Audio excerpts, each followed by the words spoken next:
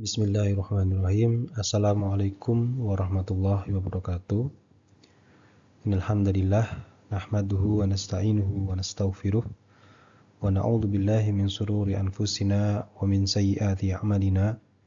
May yahdihillahu fala mudilla lahu wa may yudlil fala hadiyalah. Asyhadu an la ilaha illallah wahdahu la syarikalah wa asyhadu anna Muhammadan abduhu wa rasuluh. Allahumma salli ala Muhammad wa ala alihi wa ashabihi ajma'in. Alhamdulillah, kita bertemu kembali di mata kuliah Riset Teknologi Informasi atau Research Methodology.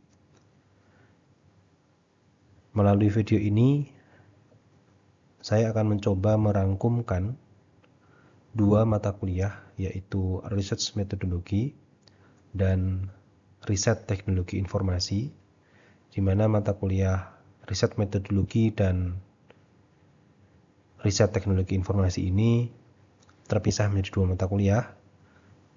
Riset Metodologi di semester kemarin dan Riset Teknologi Informasi di semester ini.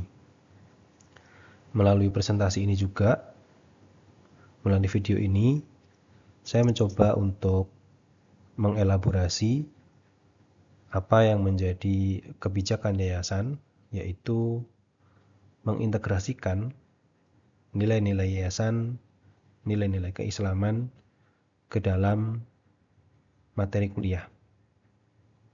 Jadi sifat dari video ini adalah untuk pengayaan sekaligus memberikan rangkuman atau rekap dari mata kuliah Research Methodology dan juga Riset Teknologi Informasi. Semoga penelitian kita yang kita lakukan bernilai ibadah dan memiliki dampak untuk umat. Dan ini adalah nilai-nilai yang diharapkan, difikirkan, dan dilakukan oleh semua sivitas akademika sistemik al-muslim. Kita mulai dari tujuan presentasi ini, yaitu pertama merangkum seluruh materi perkuliahan Riset Teknologi Informasi dan Riset Metodologi, kemudian mengkaitkan prinsip riset dengan nilai-nilai Islam, kemudian menunjukkan pentingnya riset untuk kemaslahatan atau kemanfaatan umat, dan yang terakhir memulai riset dan menulis laporan skripsi serta paper. Jadi harapannya setelah teman-teman memahami rangkuman ini, teman-teman segera memulai risetnya. Walaupun mata kuliah skripsi masih jauh, tapi harapan saya teman-teman segera memulai risetnya, sehingga pada akhir perkuliahan ini teman-teman bisa menunjukkan minimal sampai di bab 3 atau minimal sampai di metodologi. Kita mulai dari definisi penelitian. Penelitian adalah proses sistematis untuk mencari jawaban atas pertanyaan atau solusi terhadap masalah melalui pengumpulan dan analisis data. Definisi ini saya rangkumkan dari berbagai definisi, baik versi Pak Romi, ya, jadi sebagian besar mata kuliah kita referensinya dari Pak Romi, dan yang kedua dari Pak saya lupa, satu dosen dari Universitas Indonesia, dan ini adalah rangkumannya, ya. Kemudian tujuan dari riset adalah untuk menemukan pengetahuan baru, ini idealisnya, kemudian membuktikan hipotesis atau menyelesaikan masalah nyata. Nah, untuk menemukan pengetahuan baru, mungkin ini levelnya S3, memodifikasi pengetahuan atau mengimprove, itu level S2, dan level S1 adalah mengimplementasikan pengetahuan. Mungkin saya ulang untuk definisi ya. Di sini poin pentingnya adalah mencari jawaban atas pertanyaan atau solusi terhadap masalah secara sistematis.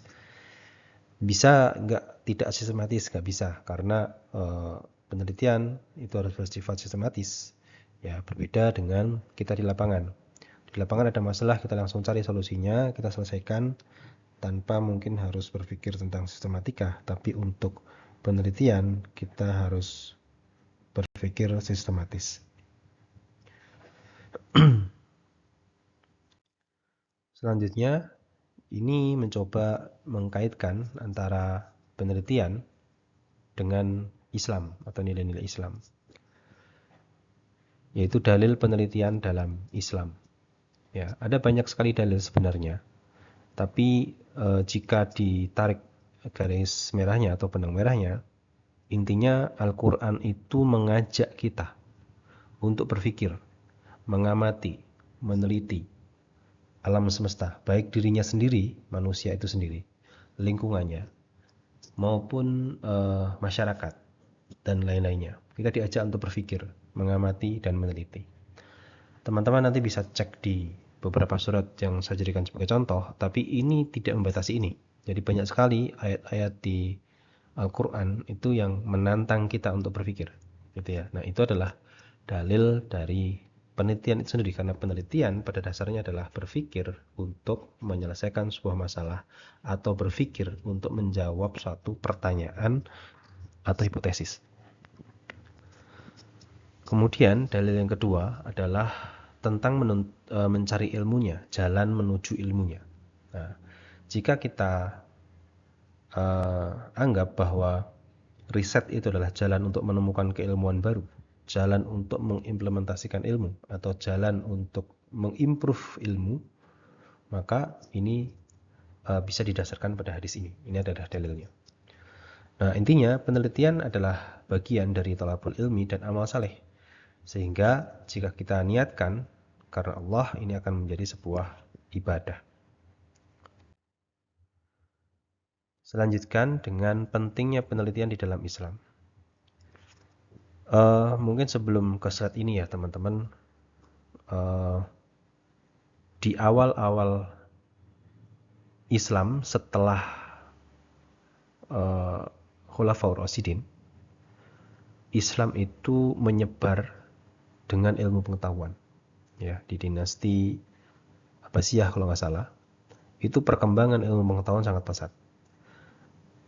Ilmuwan-ilmuwan Islam melakukan penelitian dengan sangat serius dan rajin dan ditulis gitu ya, betul-betul ditulis. Walaupun belum ada alat-alat tulis yang secanggih sekarang, tapi mereka sudah sangat rajin menulis. Sehingga sebenarnya budaya penelitian, budaya keilmuan itu di dalam Islam kental sekali gitu ya.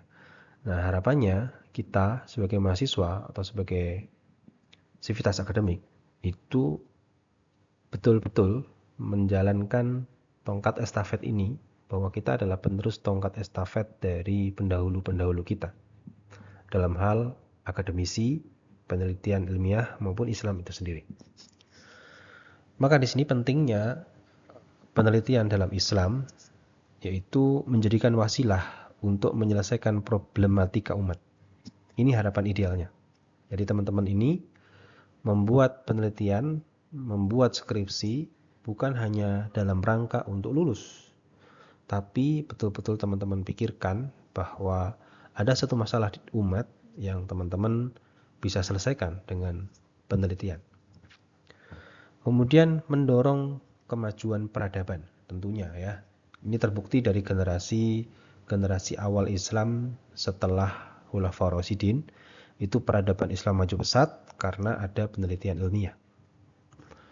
Kemudian menjaga amanah keilmuan dan tanggung jawab sosial. Ya, jadi ilmu itu adalah sebuah amanah. Jika kita diamkan saja, maka berarti kita tidak menjalankan amanah tersebut. Kita harus implementasikan, kita harus kembangkan, bahkan kita harus temukan yang baru berdasarkan ilmu-ilmu lama yang sudah kita ketahui. Nah, kita sekarang masuk pada inti dari mata kuliah ini sebenarnya, yaitu metodologi penelitian. Kita sudah belajar bahwa secara pendekatan ada kualitatif, ada kuantitatif, dan fixed method. Ya. Maka dari ini semua, jika kita tarik secara umum, maka metodologi penelitian itu ada 6 langkah, yaitu identifikasi masalah, studi literatur, perumusan masalah dan tujuan, pemilihan metode, pengumpulan dan analisis data, penyusunan laporan. Ini secara umum. Kemudian di mata kuliah riset metodologi semester kemarin kita sudah membahas dengan detail yaitu tahapan penelitian khusus komputing, diambilkan dari presentasinya Pak Romi Satriowono. Ini ringkasannya. Maka kalau kita lihat semua langkah ini dilingkupi oleh literatur review. Maka tidak ada penelitian tanpa membaca. Tidak ada penelitian tanpa baca paper atau tanpa baca buku. Maka literatur review merupakan jantungnya dari penelitian ini, melingkupi semua langkah dalam metodologi atau tahapan penelitian komputing.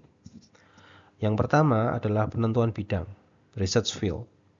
Yang kedua adalah topik penelitian, penentuan topik penelitian atau research topic. Yang ketiga, penentuan masalah penelitian atau research problem. Selanjutnya adalah perangkuman metode-metode yang ada, state of the art-nya. Ini yang kita gambarkan dengan tabel ya, kelebihan, kekurangan, dan seterusnya. Kemudian penentuan metode yang diusulkan atau propose method. Dan yang keenam, evaluasi metode yang diusulkan. Dan yang ketujuh, penulisan ilmiah atau publikasi hasil penelitian. Ya. Secara detail nanti teman-teman bisa klik link ini untuk menuju ke PowerPoint-nya Pak Romi. Ya, sudah saya taruh di drive, teman-teman bisa ambil. Harusnya sudah dari dulu ya diambil, tapi silahkan yang belum ngambil. Kemudian dari metodologi penelitian tersebut, jika kita linkkan dengan susunan tulisan deskripsi atau tesis itu seperti ini. Identifikasi masalah nanti akan menghasilkan bab 1, baik pendahuluan yaitu latar belakang, rumusan masalah, tujuan penelitian, manfaat penelitian, gitu ya. Nah, latar belakang kemarin kita sudah belajar rumus dari Pak Romi yaitu OMKK masa Sautu. Silahkan gunakan itu untuk mempermudah kita dalam menyusun latar belakang. Kemudian tahapan kedua penelitian yaitu perumusan hipotesis. Di sini link dengan skripsinya adalah landasan teori atau tinjauan pustaka. Di sini kita menuliskan penelitian yang berhubungan, artinya kita baca beberapa paper yang terkait dengan hipotesis kita atau dengan topik penelitian kita. Kemudian landasan teori yang diperlukan, tidak harus semua, tapi cukup yang terkait dengan topik penelitian kita. Kemudian kita susun kerangka pikir dari penelitian kita. Kemudian tahapan selanjutnya yaitu pengujian hipotesis dan analisis hasil. Ini merupakan metodologi penelitian, ini bab 3, dan bab 4 analisis hasil dan pembahasan. Metodologi penelitian bisa meliputi metode penelitian, metode pengumpulan data, metode analisis data, dan metode pengukuran penelitian. Dan untuk analisis hasil dan pembahasan, ini nanti kita tuliskan di bab 4. Kemudian yang terakhir yaitu kesimpulan, kita tulis di bab 5, kesimpulan dan saran. Harapan saya dengan link ini teman-teman bisa sangat jelas ya, baik dari sisi tahapan penelitian maupun menyusun bab-bab di dalam skripsinya. Tentunya penyusunan bab-bab di dalam skripsi mengikuti panduan yang sudah diterbitkan oleh kampus, format-format Microsoft Word-nya dan lain sebagainya. Nah, tadi kita juga perlu mendefinisikan research problem, research question, dan research objective ya. Research problem itu adalah knowledge gap antara atau masalah nyata yang membutuhkan solusi. Research question itu pertanyaan utama untuk dijawab melalui riset, dan research objective itu tujuan yang ingin dicapai dari riset. Tahapan selanjutnya yaitu systematic literature review, yaitu kajian pustaka sistematis untuk memahami tren dan gap riset. Langkahnya, formulasikan pertanyaan, identifikasi studi, seleksi, ekstraksi data, dan analisis. Nah, teman-teman nanti bisa klik detailnya di sini. Walaupun di presentasi pertama sudah ada systematic literature review, tapi Pak Romi juga membuat satu materi khusus tentang SLR. Silahkan nanti diklik di sini. Nah, dari jenis-jenis literatur ilmiah itu yang utama sebenarnya harusnya paper dari jurnal. yang kedua baru paper dari book chapter, dan yang ketiga paper dari conference atau proceeding, baru dari disertasi atau tesis atau skripsi orang lain, laporan organisasi terpercaya atau misalkan yayasan atau apa gitu ya, kemudian textbook. Nah, lebih lengkap teman-teman bisa cek di YouTube Pak Romi tentang riset metodologi untuk mengetahui dengan jelas ini. Tapi kita pernah membahas ini di semester sebelumnya. Kemudian masuk dalam kerangka pikir ya, di metodologi bagian akhir kita membuat kerangka pikir. Kerangka pikir itu merupakan visualisasi atau alur berpikir, menghubungkan variabel atau konsep utama dalam penelitian kita, menunjukkan logika dan hubungan dari masalah. Nah, ini contoh yang pernah kita bahas di kelas ya. Contoh satu kerangka pikir yang menggambarkan step by step pemikiran maupun tahapan dari penelitian kita. Nah, di sini kalau teman-teman lihat ada X1, X2 karena memang ini kita belum tahu. Ada X1, X2, ada X1, 1 dan seterusnya. Ada sesuatu yang belum kita tahu dan inilah yang akan kita jawab dalam penelitian kita. Nah, ini kita bisa modelkan di dalam kerangka pikir. Selanjutnya setelah kita menyusun metodologi penelitian ya, kita masuk ke bab 4 yaitu pelaksanaan penelitian. Pengumpulan data, eksperimen dan observasi, analisis data, statistik, coding dan visualisasi, validasi dan interpretasi hasil. Coding di sini saya kasih tanda bintang karena saya khawatirnya teman-teman memahami coding itu dengan pemrograman. Yang dimaksud coding di sini adalah satu step dalam kualitatif analitik ya, yaitu mengkodifikasi satu teks ataupun satu catatan wawancara gitu ya, sehingga bisa dikodifikasi untuk dianalisa lebih lanjut. Ini bisa secara manual atau bisa dengan tools AI atau dengan tools yang lain. Kemudian untuk pelaporan dan publikasi, teman-teman ini kan nanti satu berupa skripsi, dua berupa paper yang diterbitkan di jurnal internal kampus. Alhamdulillah kalau bisa terbit di jurnal eksternal kampus, tapi target pertama adalah di jurnal internal kampus. Nah, struktur umum laporan yaitu abstrak, pendahuluan, metode, hasil pembahasan, dan kesimpulan. Ini strukturnya ya. Nah, tapi kalau untuk struktur dari skripsi sendiri mengikuti panduan. Ya, ini penting, etika penulisan, anti plagiarisme, citasi yang benar, kontribusi orisinal. Kemudian tujuan publikasi, berbagi ilmu, membuka diskusi, menyumbang solusi, bukan memenuhi rak perpustakaan. Itu yang perlu dicatat, bukan hanya memenuhi syarat untuk wisuda atau lulus, tapi untuk berbagi ilmu, membuka diskusi, menyumbang solusi. Itu penting. Nah, selanjutnya adalah beberapa hal ini teman-teman perlu pelajari secara mandiri menurut saya jika memang belum bisa, tapi kalau sudah bisa alhamdulillah.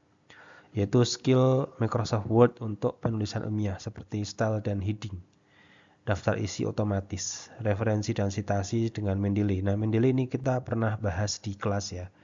Saya simulasikan singkat bagaimana cara mensitasi sebuah tulisan di Microsoft Word yang sudah diinstal plugin Mendeley. Nah, teman-teman silahkan install Mendeley di laptopnya, kemudian install plugin Microsoft Word-nya, kemudian manage atau kelola paper-paper yang teman-teman sudah baca di dalam Mendeley, kemudian saat menulis bab 1, bab 2 dan seterusnya, dan ternyata teman-teman mensitasi paper-paper yang sudah teman-teman kelola di Mendeley, maka tinggal dikutip saja di Word-nya, nanti otomatis di daftar isinya akan terbuat otomatis. Nah, perlu juga teman-teman belajar bagaimana cara membuat daftar tabel dan daftar gambar otomatis. Kemudian page layout, section break ya, ini untuk misalkan suatu saat antara halaman 1 dan halaman 2 ini berbeda format, seperti itu teman-teman bisa kelola dengan mudah dalam satu file Microsoft Word. Jadi jangan sampai skripsi itu bab 1 satu file sendiri, bab 2 satu file sendiri gitu ya. Itu akan merepotkan dalam editing gitu ya. Kemudian skill tambahan yang dibutuhkan yaitu dasar statistik dan tool analisis. Harapan saya untuk statistik sudah belajar di mata kuliah statistik. Kemudian untuk Python harusnya sudah belajar di mata kuliah data mining ataupun data science. Visualisasi data ini ada yang sifatnya berupa marketing atau branding saja, tapi bisa juga dengan visualisasi data yang berupa statistik juga gitu ya. Bisa dengan Python library-nya gitu ya. Kemudian presentasi hasil dengan Canva atau PowerPoint, critical thinking dan problem solving. Nah, ini kalau memang teman-teman belum pernah belajar, nanti kita coba teman-teman silahkan sampaikan ke saya. Kita akan coba pelajari ini di satu sesi di kelas kita. Kemudian project management, ini juga kalau teman-teman belum pernah belajar, kita belajar project management di kelas kita. Kemudian entrepreneur, monetize, ini harapan saya. Jadi teman-teman, skripsi itu satu memang untuk memenuhi kebutuhan kelulusan. Kemudian yang kedua, kalau bisa itu menyelesaikan masalah masyarakat gitu ya. Kemudian yang ketiga, kalau bisa dimonetize bagus, akan lebih bobotnya lebih bagus kalau kita bisa memonetize apa yang menjadi karya kita. Gitu ya. Kemudian integrasi nilai Islam dalam penelitian. Jika dari sisi niat kita niatkan untuk Allah, maka itu akan menjadi ibadah. Dan yang terpenting, riset boleh salah tapi tidak boleh bohong, yaitu amanah ya, kejujuran ilmiah, dan riset tidak boleh nyontek gitu ya, tidak boleh tidak menjalankan amanah ilmiah, tidak boleh tidak menjalankan amanah ilmiah dengan cara tulisan orang kita akui, ya, itu nggak boleh. Kemudian kemaslahatan umat, ya tujuan hasil riset harapannya bisa menyelesaikan masalah masyarakat, dan harapan saya kualitas risetnya pun benar-benar kita jaga, jangan asal lulus gitu ya, jangan asal dosennya tanda tangan dan lulus gitu. Harapan saya sering sampaikan di kelas, jadikan skripsi dan riset kita ini sebagai masterpiece kita selama kita belajar di perguruan tinggi ini, di STIMIK ini gitu ya. Nah, ini adalah contoh riset IT yang bermanfaat untuk umat ya. Sistem informasi zakat dan wakaf, AI untuk deteksi dini penyakit, IoT untuk pertanian terpadu, aplikasi edukasi Islam berbasis mobile dan seterusnya. Kemudian ini riset sebagai jalan amal dan kontribusi, ya, harapannya ya, kita harapkan teman-teman punya niat yang begitu, yaitu riset bukan sekedar tugas akademik tapi jalan untuk berkontribusi. Dengan niat dan metode yang tepat, riset menjadi amal jariah dan jadilah peneliti yang solutif, inovatif, dan berorientasi pada keberkahan. Tolong direnungkan ya teman-teman ya. Kemudian ini adalah saya sampaikan beberapa list tema yang teman-teman bisa gunakan sebagai brainstorming tema gitu ya. Nah, terakhir sebelum saya sampaikan terima kasih ya teman-teman, presentasi ini adalah saya coba rangkum dari semua pertemuan kita, baik di mata kuliah sebelumnya itu riset metodologi maupun di mata kuliah riset teknologi informasi ya. Harapan saya dengan presentasi ini, dengan video ini, teman-teman bekal untuk melakukan riset sudah cukup gitu ya. Kalau kurang nanti kita tinggal diskusikan di kelas, tapi harapan saya secara bekal tertulis, bekal penyampaian, teman-teman sudah cukup untuk melakukan riset. Harapannya setelah ini bolanya di teman-teman, yaitu apa? Teman-teman melakukan riset gitu. Mulai dari apa ide, kemarin kita sudah godok di kelas, kemudian bagaimana merealisasikan ide itu menjadi misalkan proposal gitu ya. Nah, teman-teman silahkan mulai bekerja untuk melakukan risetnya. Walaupun mata kuliah skripsi masih jauh, tapi akan sangat bermanfaat juga buat teman-teman ketika di mata kuliah ini teman-teman benar-benar melakukan riset yang dipersiapkan untuk skripsinya teman-teman. Artinya nanti pada saat skripsi prosesnya lancar dan teman-teman lulus bisa lebih cepat, alhamdulillah kalau lebih cepat, atau minimal tepat waktu, alhamdulillah kita bisa lulus tepat waktu. Mudah-mudahan teman-teman camkan ya apa yang saya sampaikan ini, dan kita bertemu di podium wisuda lebih cepat ya, jadi tidak usah lama-lama gitu ya. Oke, terakhir ya, saya menyampaikan tentang ilmu yang bermanfaat ya, ilman nafi'a. Ilmu yang tidak diamalkan itu seperti pohon yang tidak berbuah. So, mari kita amalkan. Yuk kita amalkan, mari berilmu, berkarya, dan bermanfaat. Demikian video rangkuman ini, mudah-mudahan bermanfaat dan mungkin video ini sifatnya untuk kepentingan internal kita. Walaupun nanti saya upload di YouTube, harapan saya tidak usah di-share, ini hanya untuk kepentingan internal kita gitu ya. Terima kasih. Kurang lebihnya mohon maaf. Wabillahi taufiq wal hidayah. Wassalamualaikum warahmatullahi wabarakatuh.